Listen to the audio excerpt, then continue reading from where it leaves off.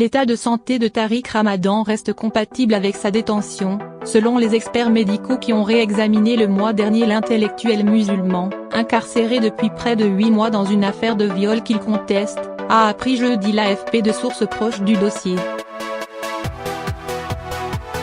Dans leur expertise signée le 11 septembre, les médecins affirment que la prise en charge actuelle de M. Tariq Ramadan n'est pas incompatible avec la détention provisoire du théologien suisse de 56 ans, atteint d'une sclérose en plaques.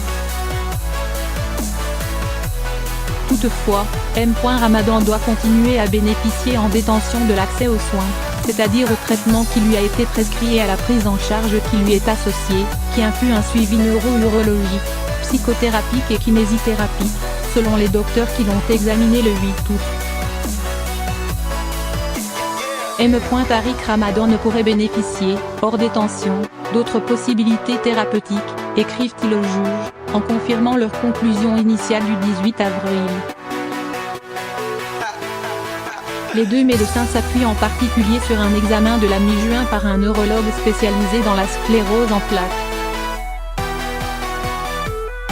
Celui-ci notait, entre autres, une majoration des troubles sensitifs, notamment des douleurs aux jambes, et des troubles de la concentration et de la mémoire. Il est possible que le stress carcéral ait favorisé les modifications de son état de santé entre mars et juin, expliquait le professeur. Les experts médicaux concordent avec cette évaluation.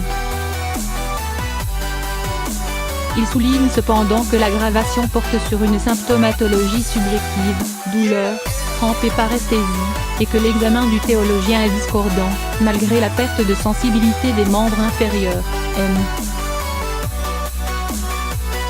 Ramadan peut tenir debout y compris les yeux fermés, souligne-t-il. L'islamologue est écroué en France depuis sa mise en examen le 2 février pour les viols de 2 femmes.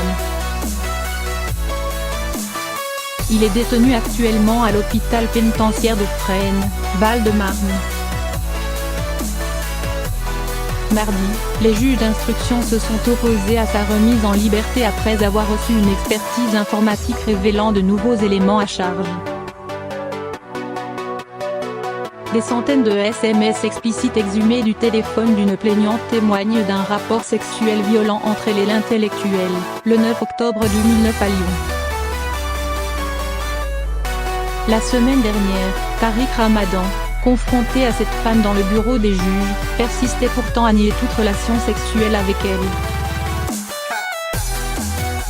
Pour la défense de l'islamologue, qui souhaite une nouvelle audition rapide de son client, ces messages témoignent plutôt d'une relation consentie.